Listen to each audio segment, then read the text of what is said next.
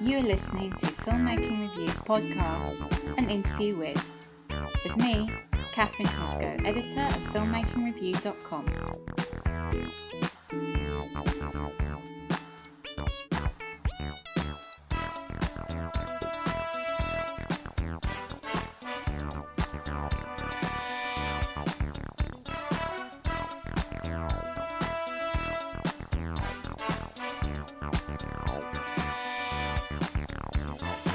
Interview with Oakley, director of British film Physics.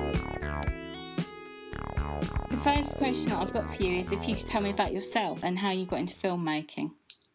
Well, I've made two shorts. Physics is my second one, so I haven't been at it that long, but I studied English literature up in Edinburgh, and but I sort of always knew I wanted to work in film. And as soon as I left, I started working for a commercials company and then worked on set assisting the directors on a couple of features. So I was sort of getting closer and closer to it. And then for the last 4 years, I've been working freelance in script development. Right, okay. So, yeah, I was sort of, and then started writing myself and directing. So, yeah, it's exciting. You've managed to win quite a lot of funding and won some awards. Can you tell us about that?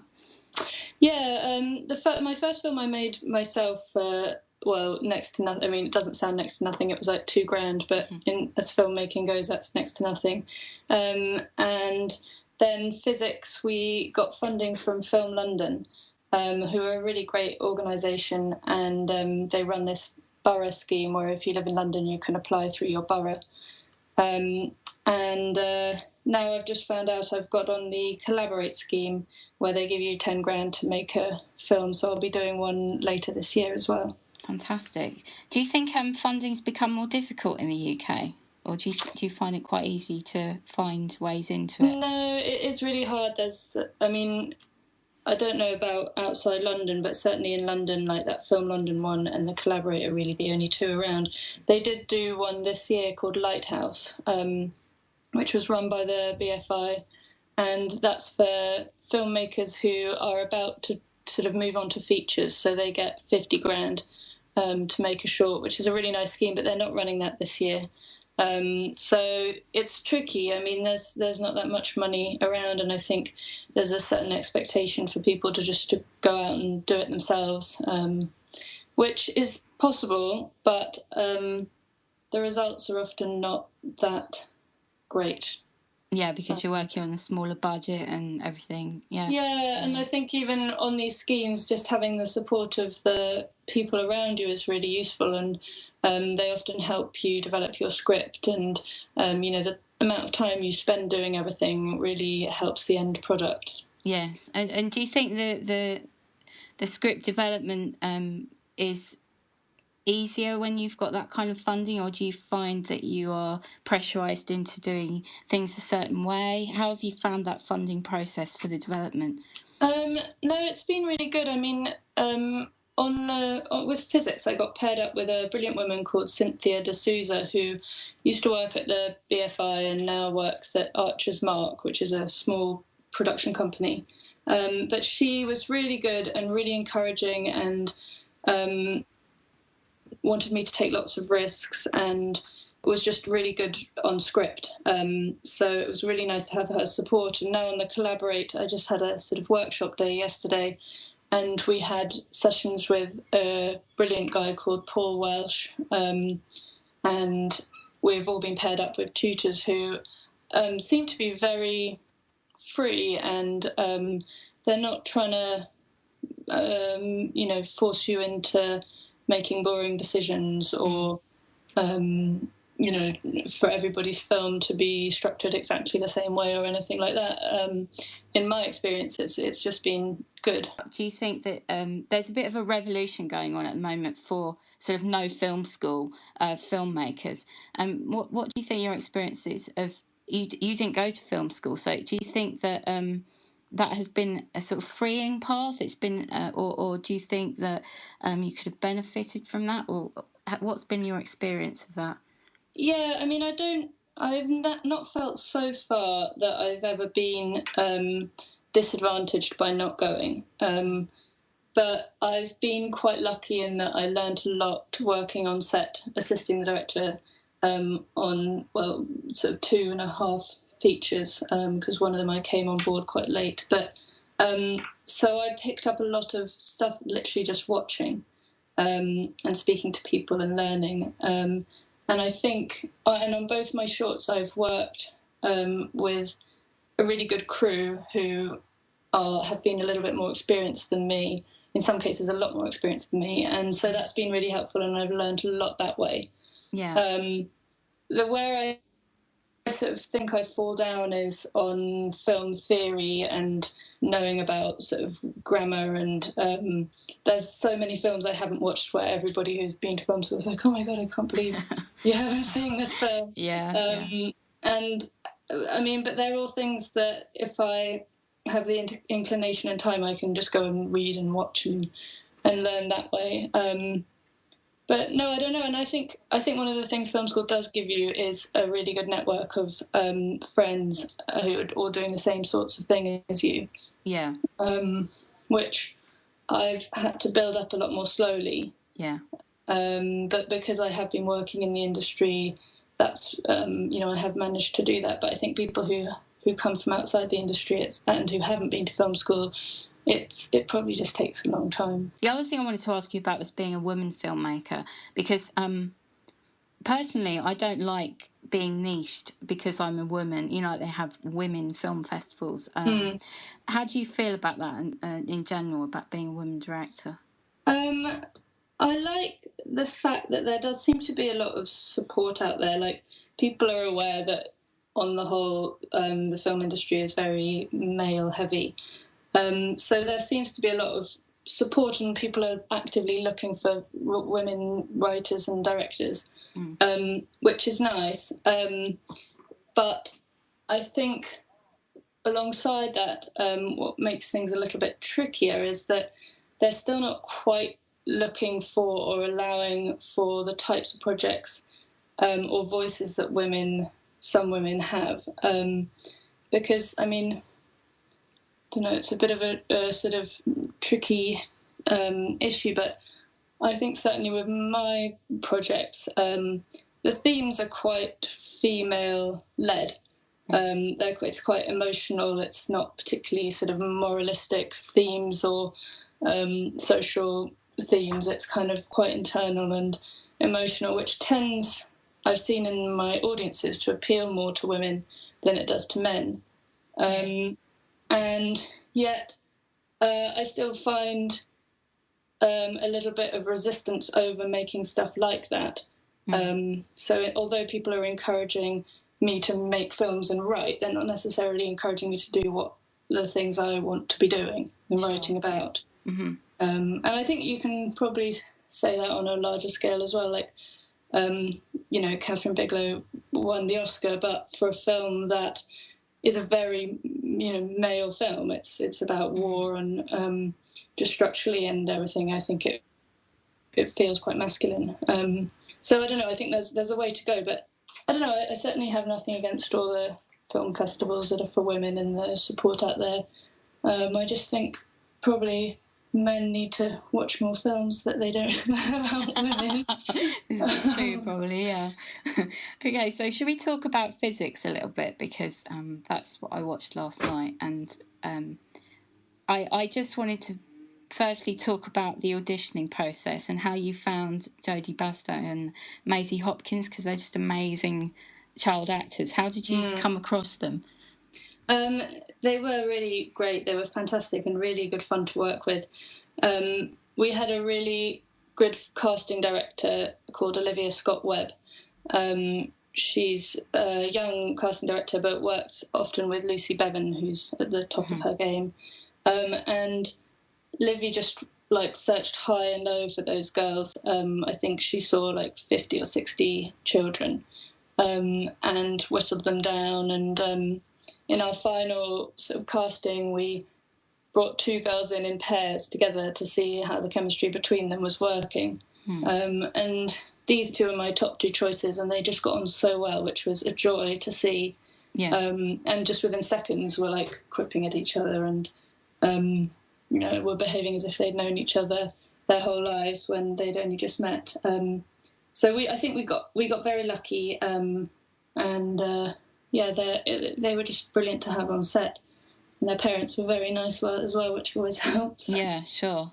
Because it's quite a demanding shoot for a child, that script, isn't it? It's quite emotional and heavy. Yeah. Yeah, Jodie got very tired, actually. And on the last day when we'd finished shooting, and she was sort of wrapped, it was the evening and we were out on the beach, and someone came along and said that they'd found a beached seal further down the beach. So we went and looked at it, and we got quite close. And the moment she got quite close, she just burst into tears. Oh, no. And she's a very strong kid. I think, she obviously felt sorry for the animal, but I think also the whole 4 days of everything had just, up until that point, she'd kept it all hidden. And at that point, she could just let go. It was probably a release she needed, to be honest, but she worked so hard. You must tell us about the location, because it's absolutely amazing where you filmed. Yeah, we shot all of the beach stuff, and the power station stuff is up in Sizewell in Suffolk. Where you've got this huge power station which is bang in the middle of a nature reserve, so there's all this pristine landscape like marshes and beach surrounding this kind of huge, great, monstrosity, I guess, but it's kind of eerily beautiful in a way. And at night, which we didn't have the chance to film at night, but it lights up, and so it looks really spectacular. And I'd been there a couple of times before, and really actually the whole film came out of the locations, to be honest. The other one was down in Jaywick in Essex. And I've been to both of these places, and they're both quite bizarre, unsettling places. And so I knew I wanted to set a film there. Perhaps because we're going to be podcasting to an international audience, perhaps you could just tell us a little bit about Jaywick and Sizewell, because they're quite notorious in English history, aren't they? Yeah, Jaywick is out on the east coast, and it's supposedly Britain's most deprived town. They've got the highest unemployment rates and violence, and it's quite a rough place, but it's very small. They've got this row of houses along the beach, and it's almost lawless there. It's kind of strange. The community is they educate a lot of their children themselves. They don't really trust the outside world. Yeah, and it's sinking into the sea, isn't it? Gradually, it's kind of a big swampy area. And particularly up the coast, up where we were at Sizewell, there's big coastal erosion going on up there, and just there's a little town called Dunwich just above the power station where half of the town has fallen into the sea, and that's all that's left is about 3 houses. They're kind of edgeland areas that I suppose are at risk, and the people who live there, it's generally not by choice. So you get kind of strange communities that are surviving in these places that nobody else really goes to. So that really brings us around to the story of physics. Perhaps you could just tell us a bit about how you developed the story and what physics is about. It's about a young girl whose mother is dying, and she doesn't know how to deal with it, and she lives in this town by this huge nuclear power station and is blaming the power station for her mother's illness. Sort of to cope with this, she buries herself in physics and the love for science. And while she's out on the beach one day, she thinks she finds the God particle with a friend of hers. And they think that it might be able to solve all of their problems because the God particle is something that will, that she reads in her book, will resolve the world's inconsistencies. So it's a story about hope, really. But I suppose then, if we're talking about that part of the story about them finding the God particle, we should talk about Matt King and how you got him on board and how he interacted with the girls on that. Yeah, I was so happy when Matt King came on board. I think he's really brilliant. And he plays the little girl, Sandy's uncle. And he's kind of a weird guy and lives in this strange sort of little shack by himself, and is somewhere between a sort of hippie and sort of strange beachcomber, but he loves football. And we really wanted somebody who was going to be very kind and trustworthy, because we were aware, especially with two little girls, because they're only 9 years old, not that we definitely didn't want anybody that could ever be seen as creepy in any way. Yeah, sure. And Matt was just perfect. And he really brought out the kids' performances, actually. He was so good with them and very calm, and whenever they were with him, they sort of upped their game quite a lot. Oh, right, okay, yeah. Yeah, which was really, really nice to see. Yeah, I think he's a really understated actor. He doesn't get enough credit, I think. You know, people just go, oh, Superhands, Peepshow, but he's been in a lot more things than that, and he's got a real repertoire, hasn't he? Yeah, he started out as a stand-up comic in Australia for about 10 years, and if you look, you can see his stuff on YouTube, and it's really brilliant. Yeah. And he writes a lot, so I think this is the first acting thing he's done for a couple of years, apart from in his own stuff. Yeah. Because he spent a lot of time writing. I think he did Starlings and Whites in the last couple of years, which were both on Sky series. And he was just good fun, very nice, humble guy. He's quite a self-conscious actor, which I really liked, and we used quite a lot in physics. Perhaps we could just finish up talking a bit about the technical side of the film as well, because a lot of our listeners will be filmmakers. What I really liked about the texture of your film was the lenses and the colours and how you got that effect of, it's almost soft but it's kind of vibrating as well at the beginning when you've got the close-ups and all of that. What equipment did you use to get all those different techniques?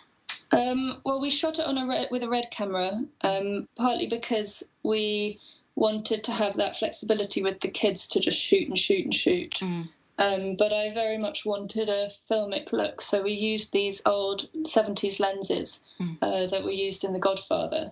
And so the two together gave that and they're sort of anamorphic lenses, which helped sort of bring up the kind of cinematic quality of it.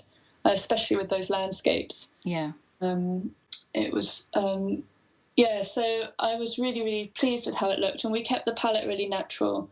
It's all quite atonal almost in parts. And